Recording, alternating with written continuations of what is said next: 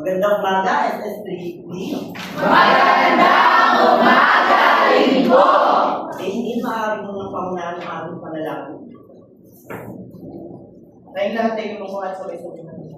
Lord, maraming salamat po, Panginoon, sa araw na sinaganap po sa buhay ng bawat isang narito, Panginoon.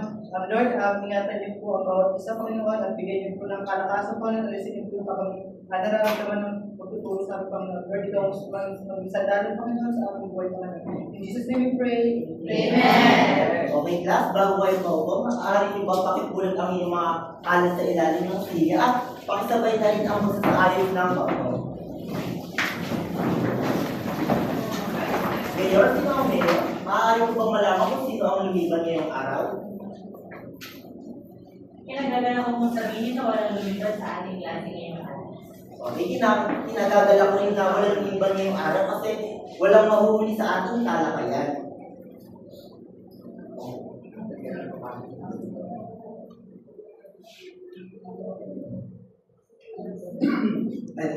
Ayun pala, class. Bago tayo magsimula, class niyo, nais ko lang malaman kung sino ang mga nakapanood ng balita at ano yung kanilang, paano mo ba ibahagi ang napanood yung balita? Sige.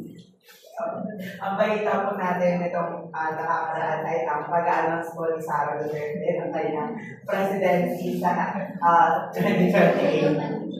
Okay, magandang lahat na nanonood kayo ng balita kasi magandang manood ng balita para aware tayo sa ating kapaligiran. Ngayon, class na, bago tayo magsimula, nais ko lamang na sabihin sa inyo na meron tayong panuntunan sa klase at dapat natin itong sundin. Okay, makibasa nga, class? Classroom rules. Listen attentively when the teacher or your classmates are speaking. Raise your hand before answering or asking a question. Respect everyone's ideas and opinions. Participate actively in discussions and activities. Follow instructions and stay on task at all times. Okay, naunawaan ba ang ating panuntunan sa klase, class? Oh! Okay, mabuti, class. Ngayon, bago tayo tumungo sa ating bagong aralin, para malaman ko kung ano yung, kung may natatandaan pa kayo sa nakaraang talakay, magkakaroon tayo ng isang gawain na tatawagin natin. Para o aray ko. Okay, basta mga panuto, class. The teacher will call on students one at a time to answer the questions. When your name is called, carefully read the question presented. Decide whether the statement is fact if it's true or aray ko if it's false. Naunawaan ba ang ating panuto, class? Para sa unang katanungan. Paolo, maaari mo ba sabihin ang ating unang katanungan?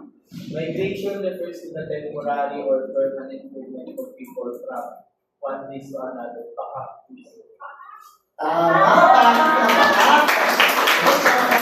Ang katanungan. Yun, maaari mo ba ang sagutin? Migration of individuals when people move from another country. Aray ko.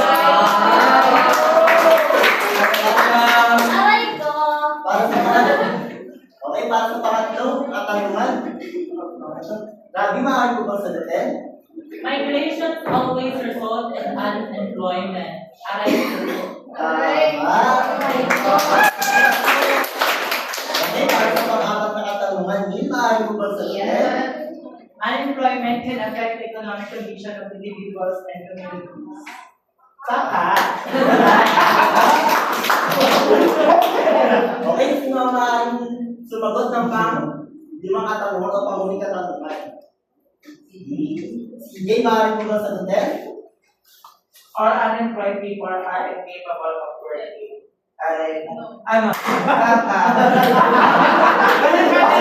Tama.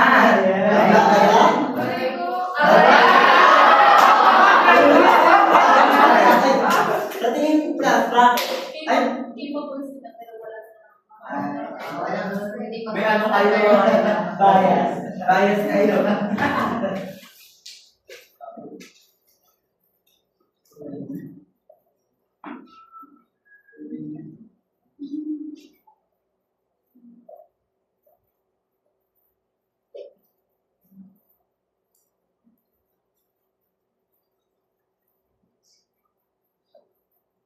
Okay, class. Bago tayo tumungo sa ating bagong talakay ay nais ko lang muna maipaalam sa inyo na meron tayong dapat sundin dahil sa klase. Narinig ko ba basahin niyo sa class?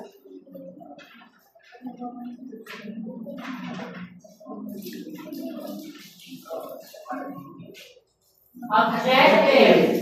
At the end of the lesson, 100% of the learners with at least 80% of knowledge will be able to explain how economic development occurs over time, appreciate the importance of gradual and inclusive development in improving people's economic conditions, and illustrate the relationship between evolutionary theory and folk urban continuum using a timeline continuum diagram or community case. Okay, naunawaan ba ang ating layunin, class? Bago tayo magsimula sa panibagong or tumakan tayo sa ating panibagong aralin, magkakaroon muna tayo ng maikling gawain kung saan dito natin matutukoy kung ano nga ba ang ating aaralin. Ito ay pinamagandang nating class na Then and now, how do communities changes? pakibasa nga ang panuntok, class. The students will pair and analyze the picture and share their thoughts and answer the following questions. What differences do you notice between the two communities? Okay, class, para sa unang larawan, sino kaya ang makakapagbahagi ng kanilang idea o hinuha? Tandaan mo, class, dapat may ka-partner kayo para sumunod.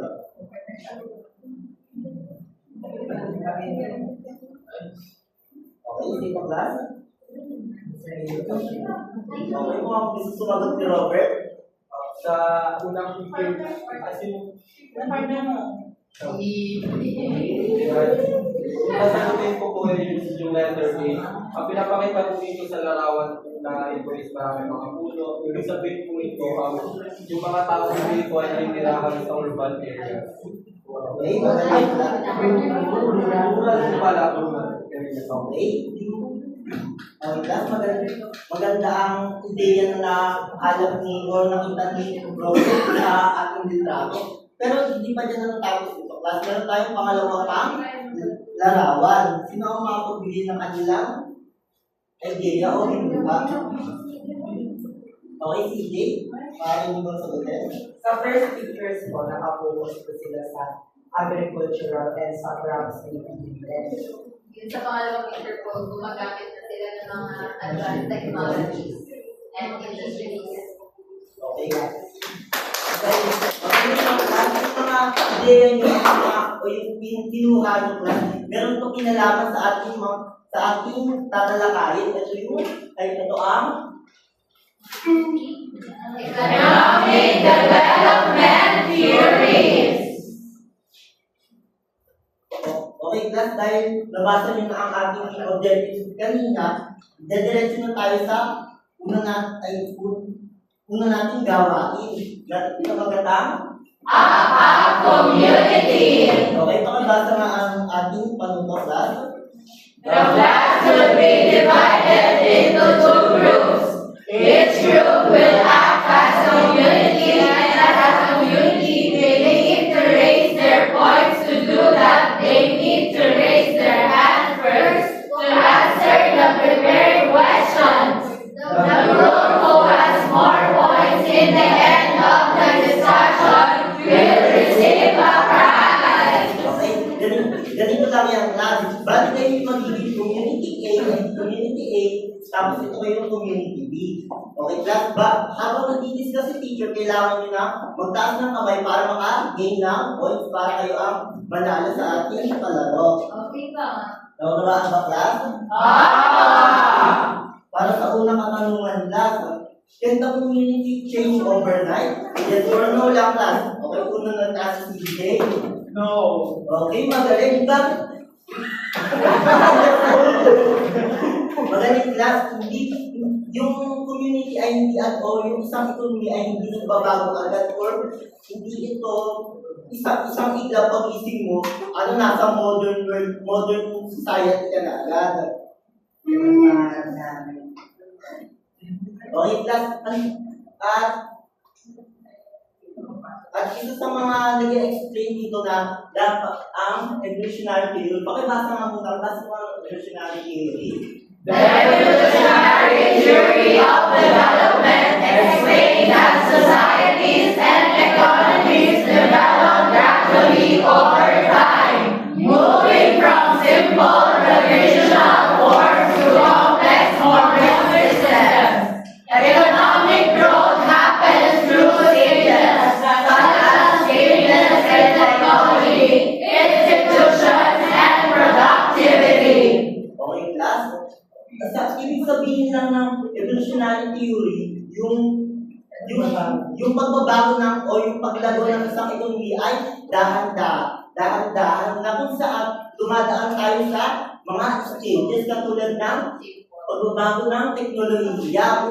Isa dito sa halimbawa, class, yung dati mga magsasaka, ano lang ba ginagamit nila sa pag-araro ng bukid? Alabaw ba? Ay, bakit Pero ngayon, class, gumagamit na sila ng machine o yung malimong na tinatawag. At isa pa dito, class, nagbabago din yung productivity. Sa pamamagitan na mas madami o mas mabilis tayo yung kakaroon ng mga product dahil sa mga factories. Okay, class, para maunawaan pa natin ito, meron akong hinandang situational na katanungan dito.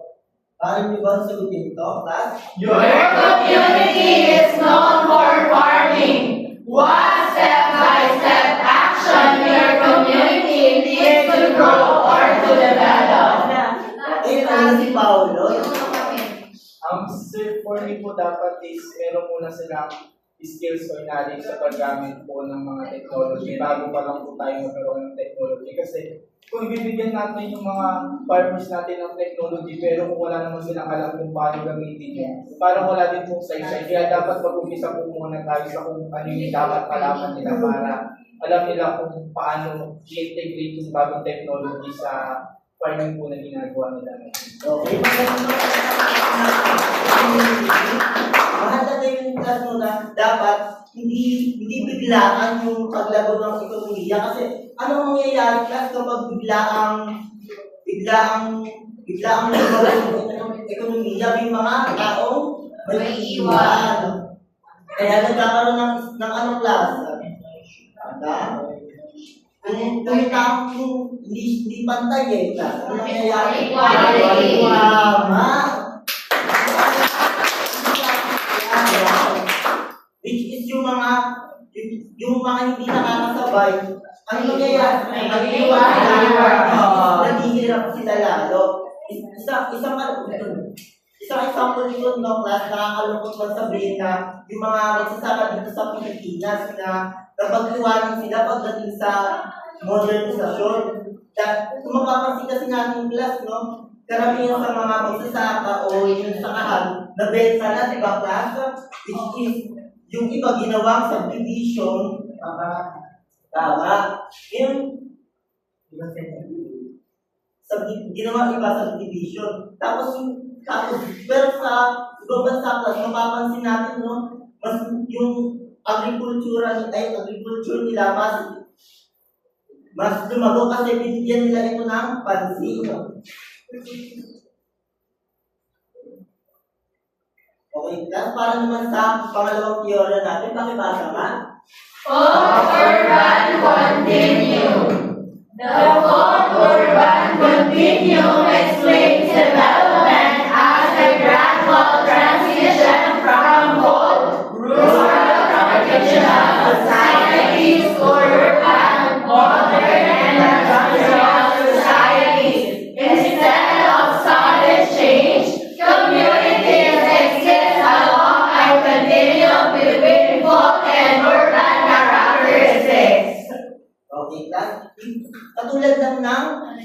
lang ng theory na sinasabi ng whole urban continue na yung pagbabago ay mabagal kung saan hindi agad nagtatransform yung urban ay yung rural sa modernisasyon.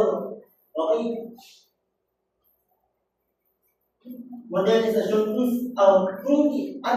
ito pala katanungan nila, kung hindi siya agad nagiging modernisado, saan siya napupunta? Ano sinasabi ng continuum? Sinasabi lang nito na yung traditional na katangian ng rural at yung modern ay nagsasama, which is nag-exist sila together. Okay, para mas madali nyo maunawaan yung class, ito ang ating example at sabay-sabay natin itong sagutan. Okay, class, para sa una, ano kaya yung masasagot natin sa gitna? Kasi bago galing tayo sa rural, tapos dadaan tayo sa black, tapos bago tayo maging urban. Ano yung maaaring class? Okay, si Jay, sub-urban. Ano masasabi natin? Semi-urban class. Semi-urban or transition zone class. Kasi makikita natin na merong pinatangian sa rural at sa urban. Okay, class? Para sa susunod na sa subsistence farming and industry and service. Sa tingin nyo, ano yung nasa gitna niyan, class? Okay, Eko? Manufacturing. Meron pa ba ibang answer? Kulong po. Ano po kulong? Pagsasamahin lang natin, class, yung farming tsaka yung industry and service. Production. Okay? Industrialization. Medyo malayo tayo, class. Industrial farming. Okay, tama. Hindi.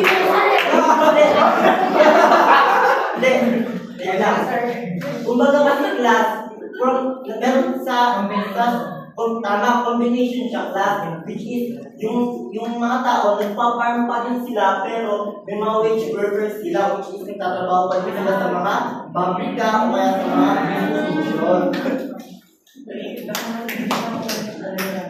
Okay, sa pangatlong question, class na medyo mahirap ito. Strong kinship ties. Ano kaya ito, class? May kailangan siya sa pamilya. Oo. Tapos, ano naman ang formal institution, class? Government intervention. Hospital. So, pag pinagsama kaya natin yung dalawang yan, ano yung makukuha natin maaari sa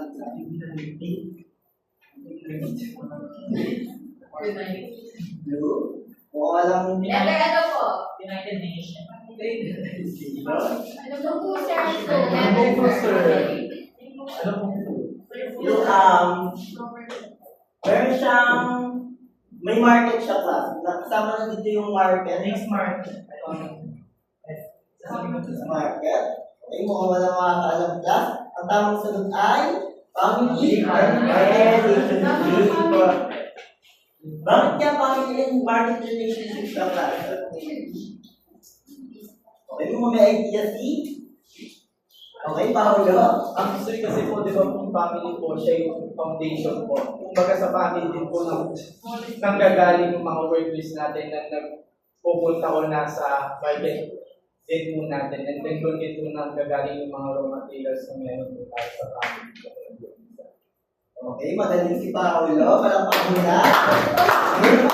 Ito, class, hindi ko masasagot nila. Pinakamadali sa atin.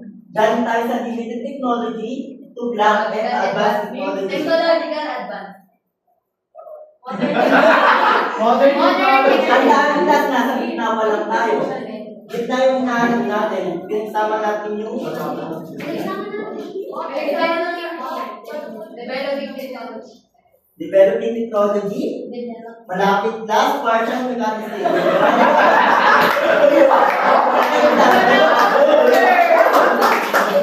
Naglaro po kami. Class, bakit partial mechanics station? Same lang yan. Class, huwag kayong malilito. Kaya, partial mechanization or partial use of technology. Kasi galing nga tayo sa limited na paggamit, tapos unti-unting nagkakaroon ng paggamit. Para sa huling class, ito, local market, blank national. Regional.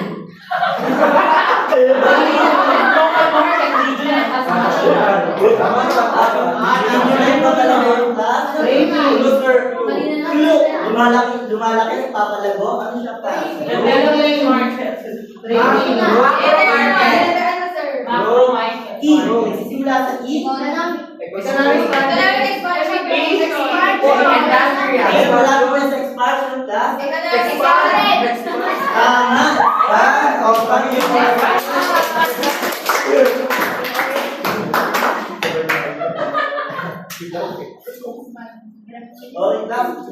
Para sure ko namin natutunan kayo sa o para makita ko na naunawaan mo ba talaga yung mga theory na natalakay natin. Magkakaroon kayo ng isang discussion. Magbibigay. Okay, class. Ibibigay ako sa inyong mga envelope kung saan nakilalaman nito yung mga bansang nagpapakita ng theory natin. Okay, para sa group 1, para sa group 2. Plus, wala tayong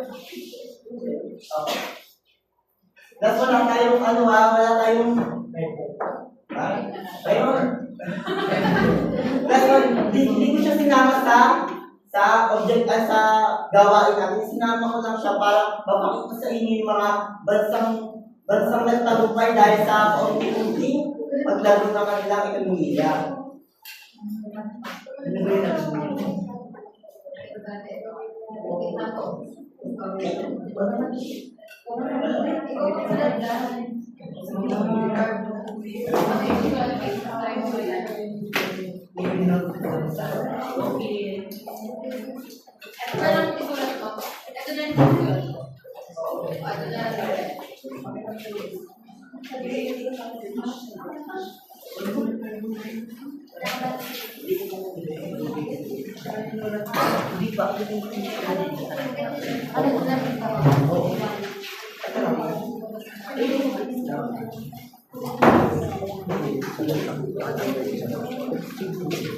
Sa Malaki. Lagi ka ng mga doctorizing doctorizing sa Japan.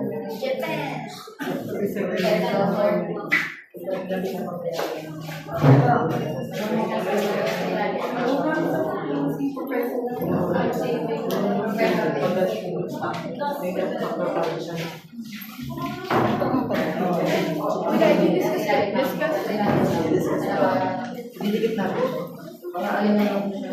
Sir, pwede po stay.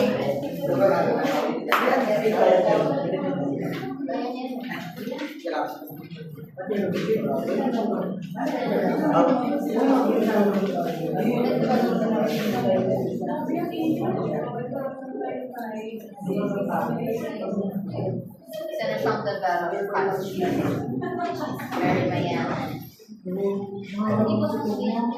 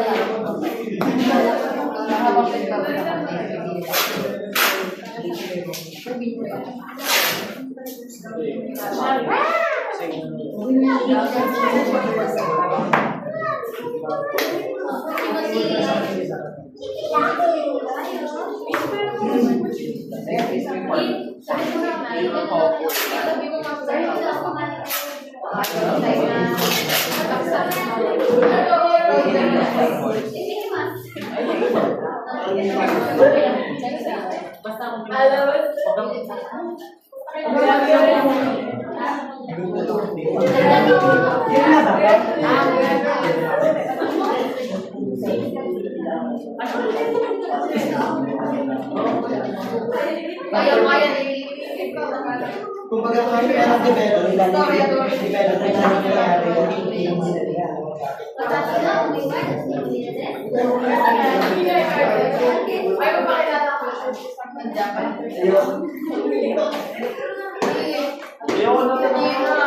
Kilala ka, ha? Santos Des? So, ang translator. Ako, Japanese.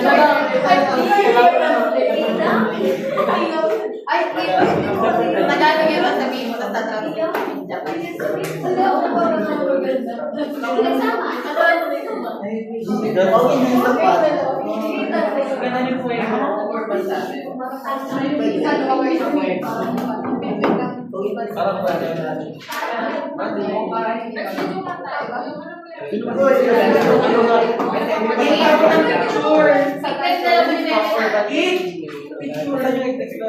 Katay ka na? Drawing mo lang. Tapos na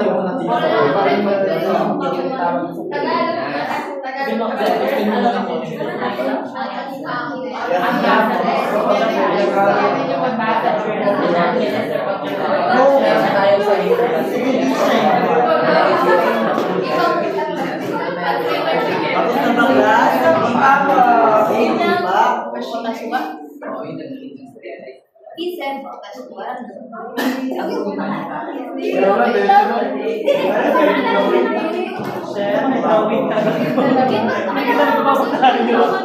Ayoko. Ito nga translator ko. Patashi mo.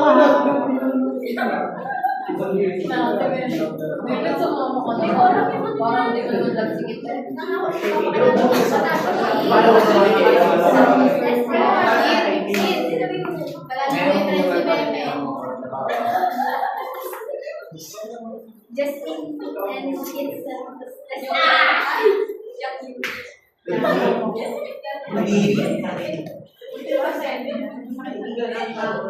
Tapos na ba class? Sige tayo, malo sa imo.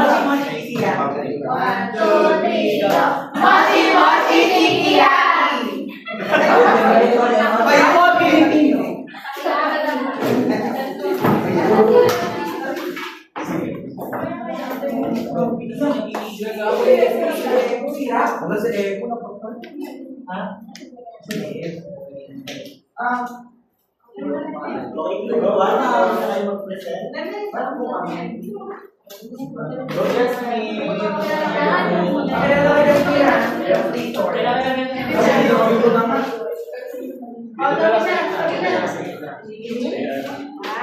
Magandang umaga sa ating lahat. Ano na Patashi no, nasiwan.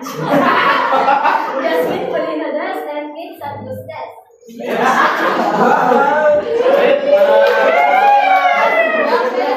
So ngayon para tayo magsimula na. So paano ba naging modernize ang Japan? So bago babalikan muna natin yung World War II. Kasi titignan natin ng World War II, sisilipin lang natin siya ng konti na ang Amerika ay nagbagsak ng little boy na kapatid, sabihin natin mga Catholic sa Nagasaki at sa Hiroshima. So kung hindi nyo alam, ang Nagasaki at saka Hiroshima, ito yung mga industrialized. Dito sila nagpupuntos ng mga heavenly arms, mga arsenal, at saka mga banal at iba pa.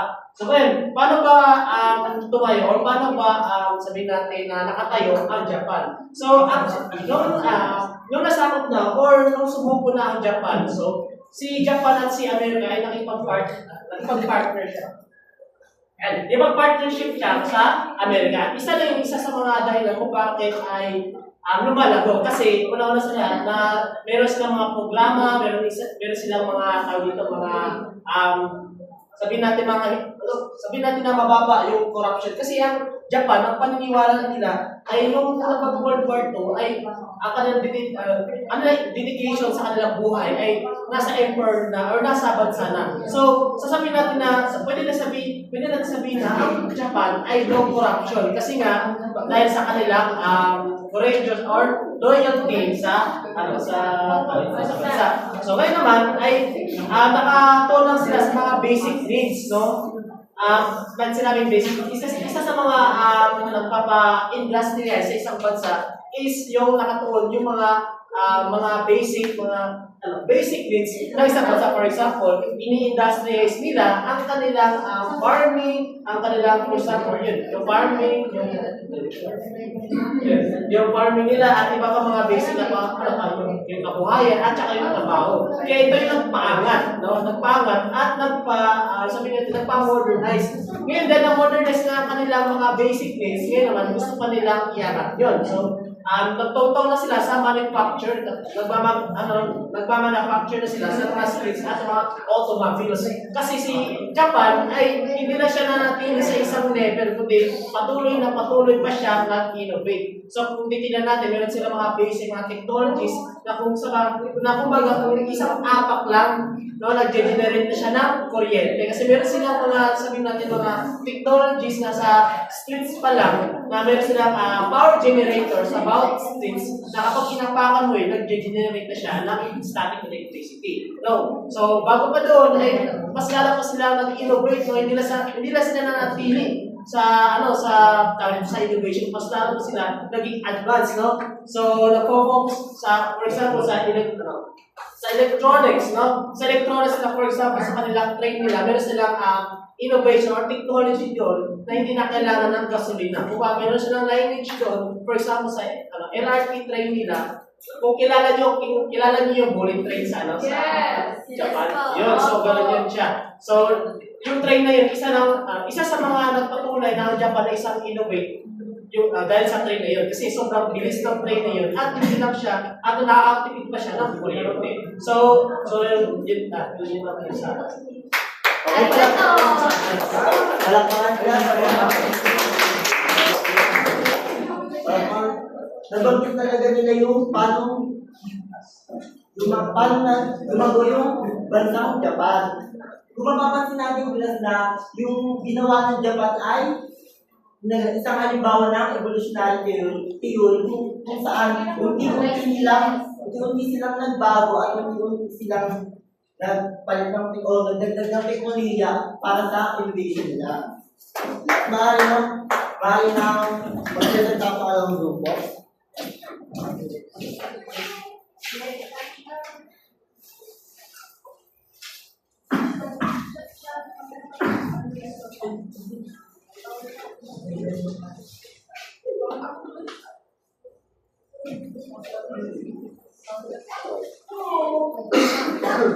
So, napunta naman sa grupo namin is yung urban theories or fourth urban continuum. Unlike doon sa nakunang grupo, nakikita natin na talagang develop na yung Japan. Unlike sa Pilipinas, pero nakikita naman natin sa bansa Pilipinas, kaya tinatawag siya na isa siya sa mga halimbawa ng urban continuum dahil magkakalo yung characteristic ng rural and urban community. Yung mga rural communities kasi sa Pilipinas is pangunahing umaasa sa agrikultura bilang kabuhayan. And meron din yung nakikipagkalakalan na and tumagamit na sila ng industriya and service. Sa pagitan ng rural at urban, matatagpuan natin yung mga semi-urban areas katulad ng Cavite, Laguna at Bulacan. Ito yung mga areas or mga lugar na merong na magkasabay na umihiran yung pabrika. Pwede makikita natin ito sa mga lugar katulad ng Pag-Prosecuan, Laguna at Bulacan.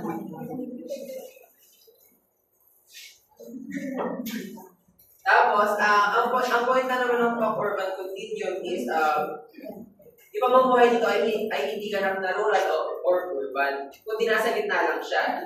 Nasa proseso pa siya ng pag-unlad. And yun yung pinaka-point ng urban continuum. So yung mga terms dito is may mga rural communities na umatakasagal sa agrikultura, mga urban centers tulad sa Metro Manila, katulad ng Cavite, Laguna, Bulacan. Ito yung mga lugar na merong bukid at saka factories, and meron silang traditional na kultura, pero meron silang modern na trabaho.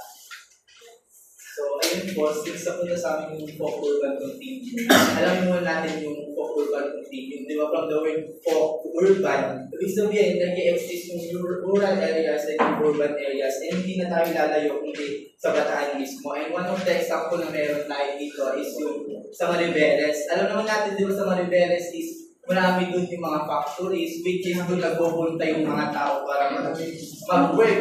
And also, nag-i-exist din sa Bataan yung mga farming industry natin, like for example sa Abukan, sa Baga, and even sa Morong. So, ibig sabihin doon, kung folk urban continuum ang pinag-uusapan natin, hindi natin kinakalimutan yung agricultural sector natin, kundi ina-embrace din natin yun sa pamamagitan ng pag-i-industrialize. Kaya, pag folk urban continuum, ibig sabihin, hindi natin kinakalimutan kung saan tayo nanggaling kahit dati pa lang hanggang sa nagpapatuloy tayo pagdating sa modernization. Ayun lang.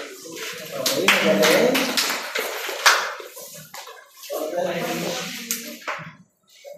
Okay, kasi bigyan mo yung group 2 na 10 points kasi dahil hindi lang sila nagbigay sa, ay hindi lang sila bumasa sa binigay kong halimbawa kundi nag-localize din sila.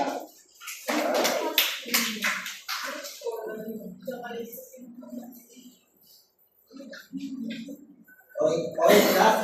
Dahil natapos na yung discussion natin, sa pinangako ko, yung mananalong group ay bibigyan natin ng sino yung class? Sino yung nanalo? Sino class? Sino ang nanalo? Ang nanalo class ay ang group 1 kasi puntos. That means, minsan, kapag nagpapakumbaba, Ano yung next principle? kaya namin bigyan class po.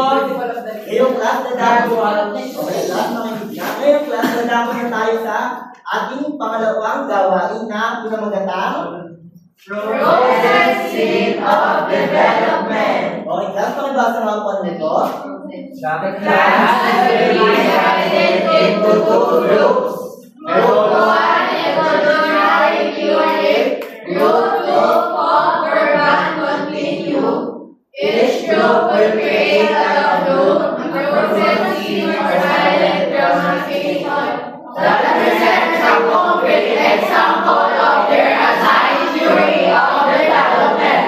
Each group will select one representative who will explain what the group represents. Nabuhaan ba ang ating panito, class? Yes, po. Okay, class, yung mag-out group ay sila pa rin ang class, maaari na kayo magsimula sa inyong gawain. At class, kung natin kakalimutan natin din ang ating rubric. Okay, class, maaari na kayo magsimula. Hindi yung ano, yung parang kulay na tayo tayo. Ano namin nagtatanay sa parang mark, para namin kasi kanina.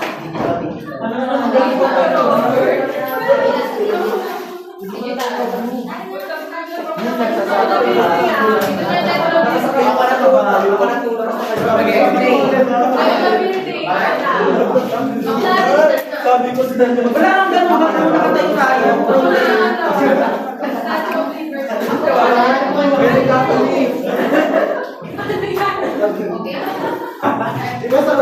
Sige, magtatanim tayo.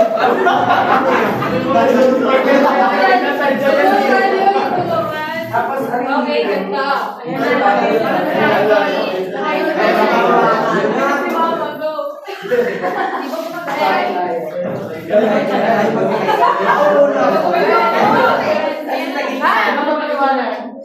Okay, dito kayo. Ayun sa gitna. Halikuran na lang. Sa gitna,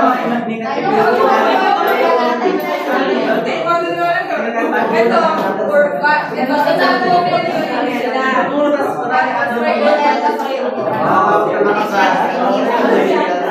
ako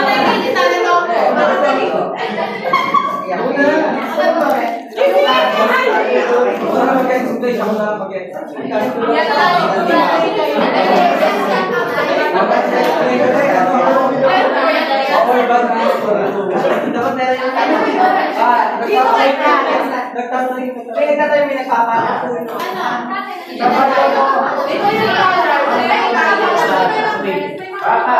Game. Moshi ulit. 1, 2, 3, go. 1, 2, 3. Moshi. Bagay naman ang kabilang mo. Yung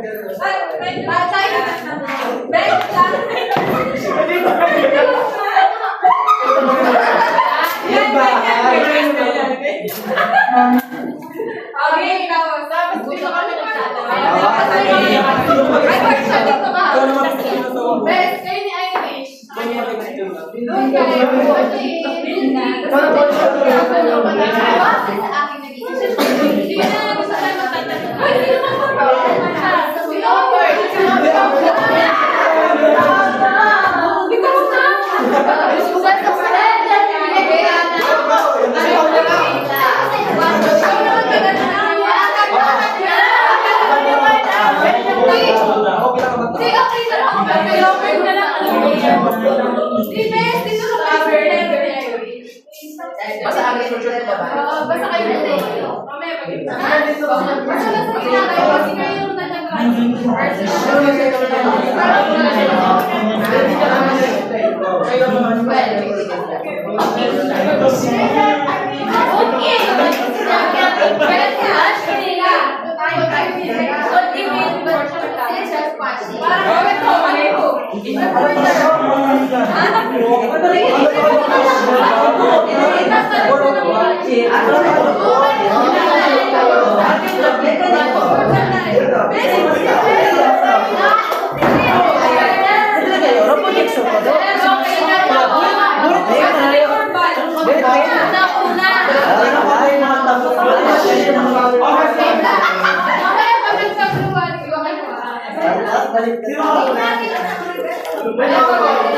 Okay, time starts now.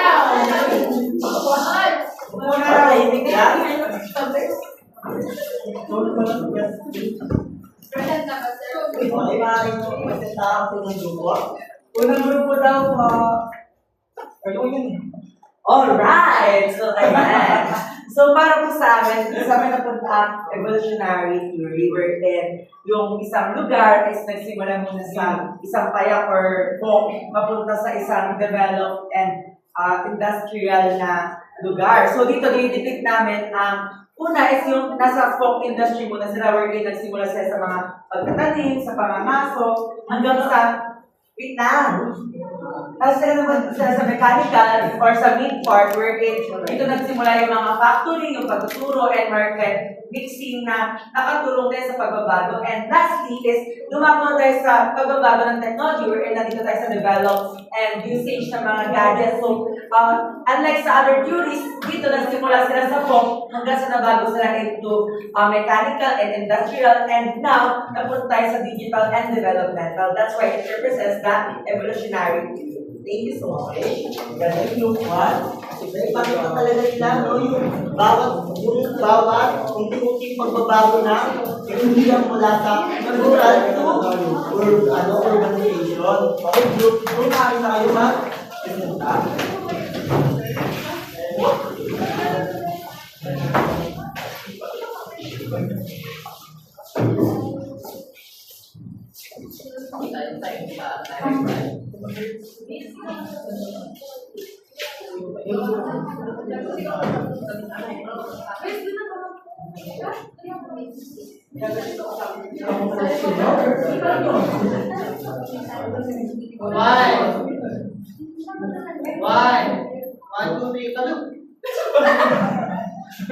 Okay, magandang araw sa lahat. Kami ay napunta sa amin ay folk, urban, continuum. Kung yung ibig sabihin nito ay pinaghalong urban areas at mga rural areas. Dito kung makikita ninyo sa dito, ang ginagawa namin kami ito ay nagtatanim siya, which is papasok doon sa agriculture kasi at ito naman is yung pagdating doon sa paghahalupan kasi yung pagdating sa rural areas ang pangunahing hanap buhay nila is yung agriculture na nakapanood yung pagsasaka, yung pangingisda, paghahalupan. Next naman, yung makikita naman natin dito sa pangalawang ministry, sa pangalawang tabloid namin, makikita natin dito yung nagsimula sila sa pagtatanim, dito naman yung papasok yung sa urban areas, yung transition na makikita natin na pataas yung mga kamay nila. Nagkakaroon ng development. At ito naman, yung dalawa na to, pinapakita nito yung modernized machine. Okay. Okay, group 2.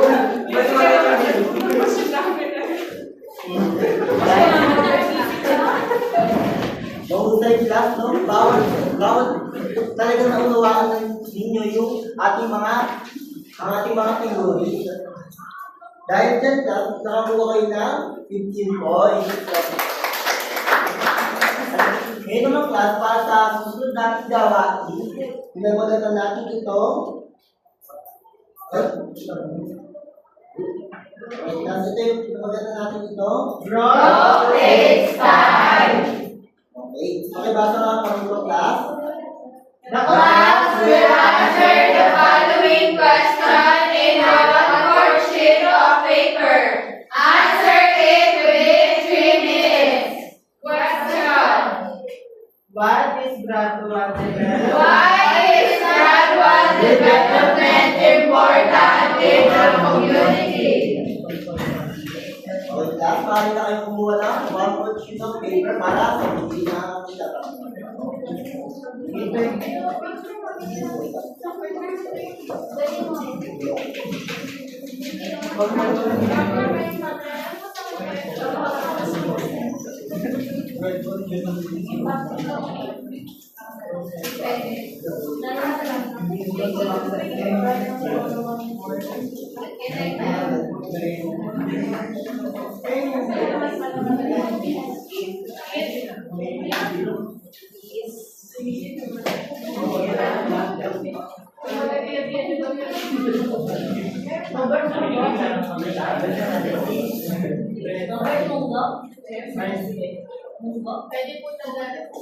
Okay, pwede Tagalog.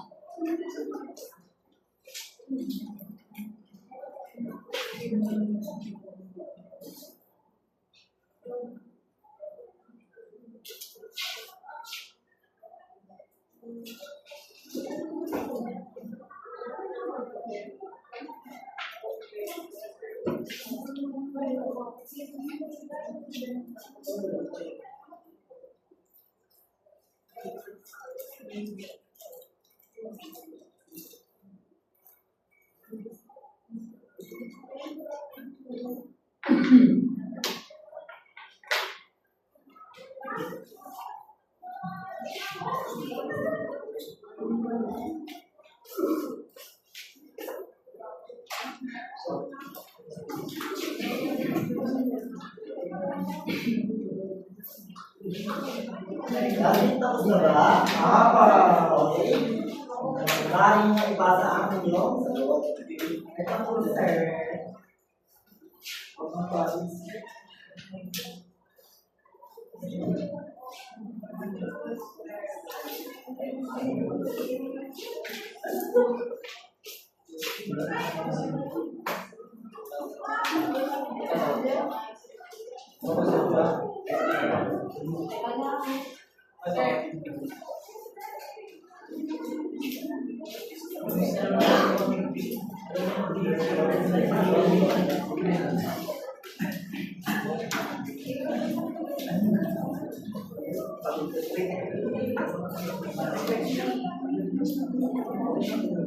Okay,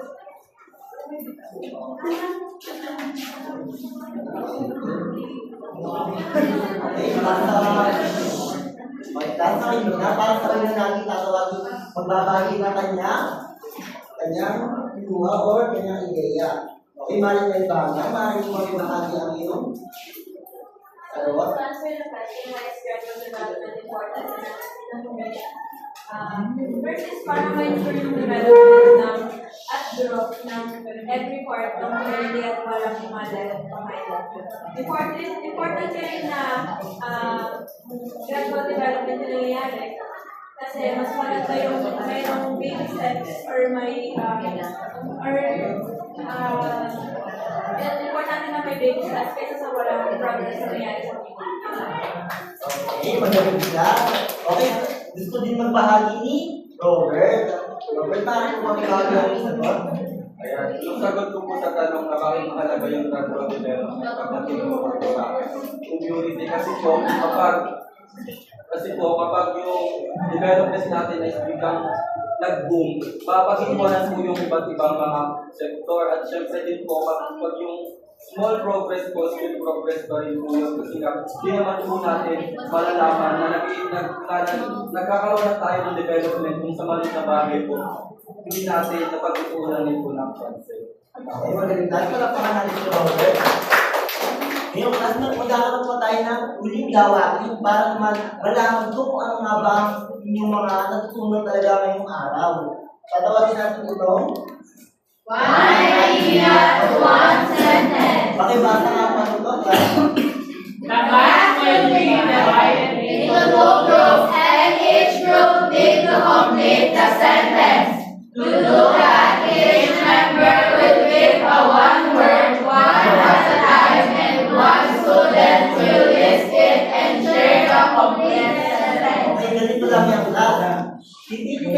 Pipili kayo na isang magre-represent tao magsusulat sa inyo ng inyong isang magsusulat sa inyo kung ano ang mabubuo yung sentence. Halimbawa lang, makinig lang, halimbawa, una si at Jenny, sasabihin niya, ga. Hindi ang susundan ito ni Mark na susunod na susunod niya. Okay, class. Okay, class. At dudugtungan niyo, ito ang dudugtungan niyo, class, na words na yung sentence natin.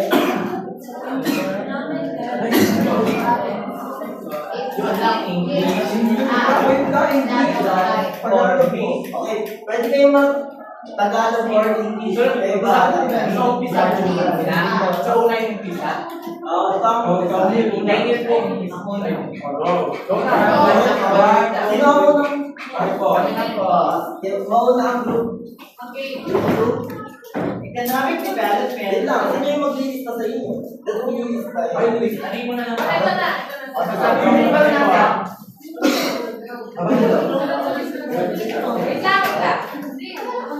Economic development is not sudden because it takes time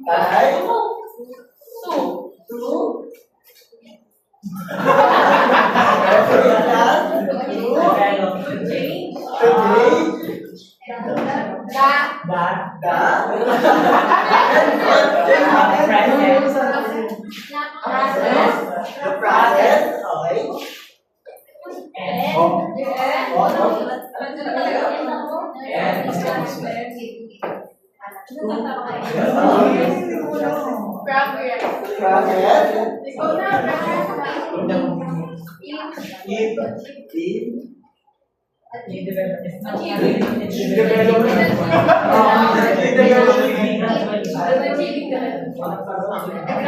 Pakibasa nga ang buo yung buong sentence.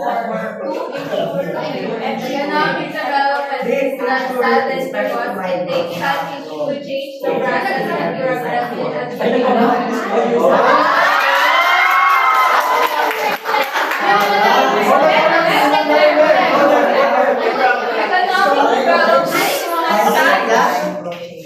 Economic development is not sudden because it takes time to change the process and progress in achieving development. Wala ang community. Eh naman, dito na tayo sa community.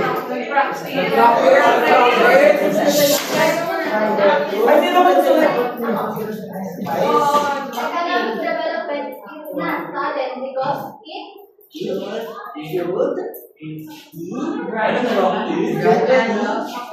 And when it goes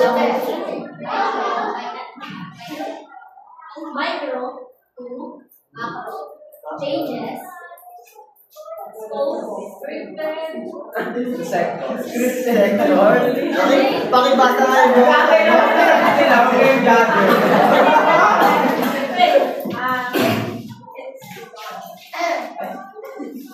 My God, the translator is not good. Economic development is not sudden because it should be gradually developed to ensure micro to macro changes to sectors. Okay, magaling lang. Like to the people no one should be above the law. Okay, lang. Ano yata yan pag nalupon? Okay, class, magaling lang na ngayon na nalaman ko na marami talaga rin natutunan sa ating mga silakay. Dahil yan, class, dito na nagtatapos ang ating alamin. Kaya